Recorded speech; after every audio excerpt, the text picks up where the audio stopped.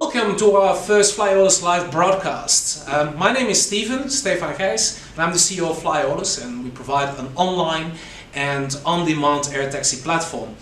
On the phone right now I have Richard Koe, and he's from WingX Advance. Richard, welcome. Thank you very much. It's great to be here, and as you say, I am the managing director of a company called WingX, and we provide market intelligence to the global business aviation market.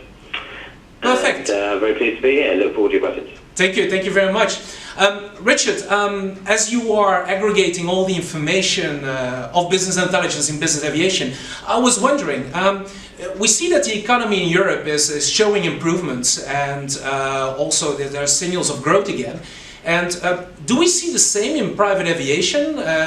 Does that show the same trend? And do we see the same growths again as before 2008? Well, we've seen historically that there's a pretty reliable correlation between the state of the economy and both the deliveries of business jets and the activity of business jets. And we've seen that also really since the recession. Europe went through a long recession, and during that time, our market, the business aviation market, certainly in Europe, was extremely deflated. And it is also true that in the last 6 to 9 months, as the news has improved in Europe, certainly the sort of the political news, the economy started picking up. You know, the Eurozone's looking at about 2% growth this year. We have seen an uptick in business aviation activity. So there has been a correlation, and there's also been somewhat of a correlation, although it's too early to say much, in terms of deliveries, because deliveries of new business jets to Europe in Q1 were up on a year-on-year basis. Which is very positive. We saw also in the latest years that, let's say, the mid-sized business jets were losing traction in comparison to, let's say, the transatlantic jets, or let's say the smaller jets in the market.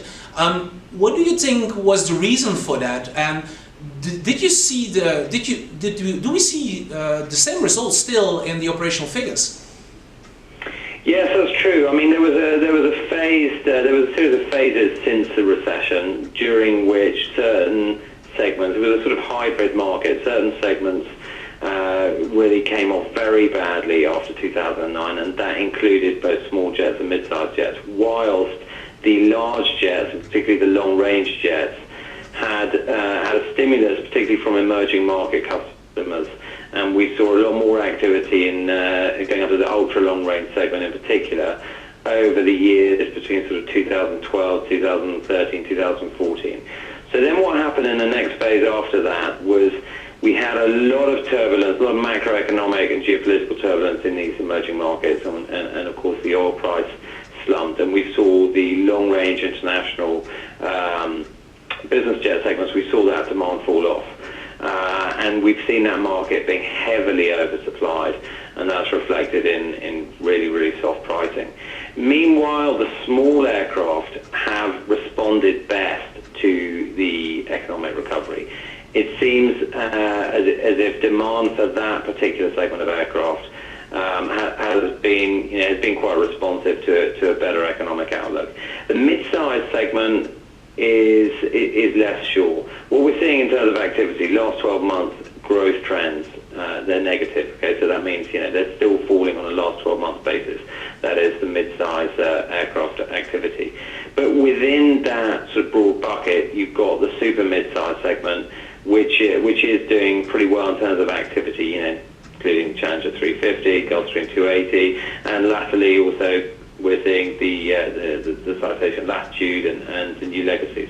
So that sort of that segment within the broader mid-sized bucket is recovering. We are seeing some recovery there, but it's an overcrowded market, and I would say that the customer base, which I could sort of broadly define as corporations, are still extremely cautious about business aviation. Yeah. It's interesting that you're saying that there is a huge growth been spotted in the smaller business jet segment. And we see also in the latest amount of months new business jets, or well, kind of what they call personal jets coming up, like the Cirrus Vision. But also, of course, some years ago we already had the Mustang and Eclipse popping up. Do you think they appeal to a different kind of market, a different kind of customers, or do you just simply think they lower the bar in getting into the business? Well, I think that's a really interesting topic. I mean, back in 2008, a huge amount of money flooded into these startups, from the Eclipse that was used by Dayjet up to the Mustangs being launched by the likes of Blink and Globo and many others besides. And the premise there was that they would haul people out of the business class lounges in the airports, and that they would bring a new user group to the industry. And that just didn't transpire for a whole number of reasons, the primary one being this kind of sweeping recession. But the best of those air taxi companies, as I call them, have survived and actually rather prospered. If we look at charter activity this year, so we're getting to halfway through the year, charter activity on small jets in Europe is up by 10%, and that is a really impressive surge. Albeit it is still down on where we were 10 years ago at the pre-crisis peak. But I think that what we're seeing there is the response of established users of business aviation who either don't want to go through they're very risk averse to owning an aircraft, or they are fractional users, or they're on car programs and they're looking for a better deal on the spot market, on the ad hoc charter market. Got it.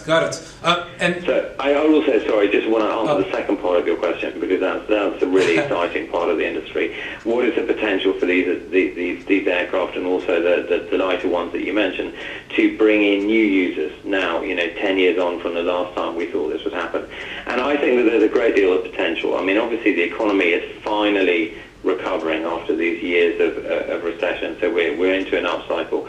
But I think more importantly, we're seeing innovation and pioneering in terms of operator models and in terms of distribution platforms. And I think it's important you mentioned both, because we're seeing these operator models which are making access to aircraft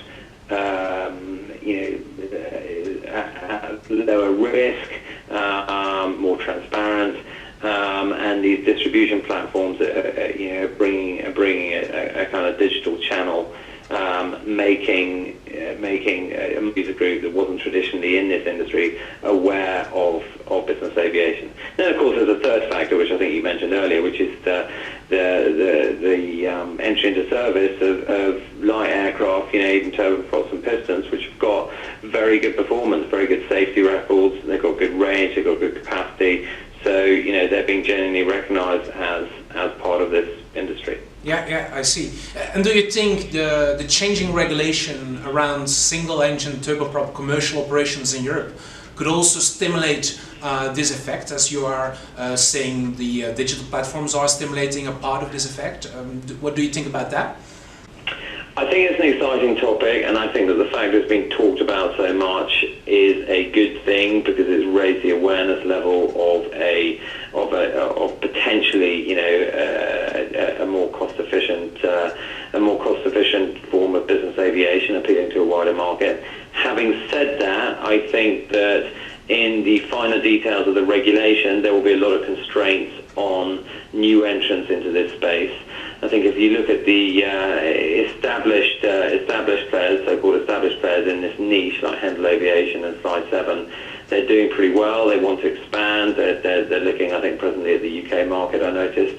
So, there is a play there. I don't think it's going to be, particularly big early on. I mean, after all, one of the real appeals of using these aircraft is their access to very small airports. But I think that many of those very small airports aren't equipped to accommodate aircraft flying under these conditions. So that will be a bit of an uphill struggle. But it's a great advertisement for single-engine aircraft and what they can do. And if you look at what the PC-12 does in the North American market, I mean, it has a fantastic role ownership. And I think Pilatus will be looking to get a large boost out of this regulation in the next 12 to 18 months. Okay. Companies alternatively towards turboprop engine charters, or let's say operators, would be, for instance, personal aviation companies like Wingley, Aeolus, ourselves. Do you think they speak to a different market, and do you rather think that we will basically take a piece of the market share of the current business aviation market? And what is your idea about these kind of companies, and how do you see the future for them? Well, I mean, clearly you guys know your customer better than I do, but I would assume that your business is appealing, more to to those who are already familiar with the industry, and I can imagine, a lot of light jet customers finding actually that Aeolus does a lot of what they need at a much at a better price. Whereas Wingley is really something quite innovative. It's probably as close as we've seen to a sort of Uber, in that the aircraft really is being shared between a pilot and a third party. And I think it's great awareness for the industry. That is really looking at a new customer set. I don't know how much traction they're getting. They're getting a little bit of finance. I don't expect them to be a sort of huge story in the early days, but we could see more like them in the future for sure. All right. Okay. Well, thank you, Richard, for this concise view of the market, and also your view of how the market will move forward in the next coming years. Thank you for being with us and giving us our, let's say, your ideas. And I thank our viewers in being with us for this first broadcast of Aeolus Live. And I see you guys on the next one. Thank you very much. That was a pleasure, Stefan. Thanks very much for inviting me, and good luck to you and your team in the next few months. Thank you very much, Richard. Bye-bye. Okay, bye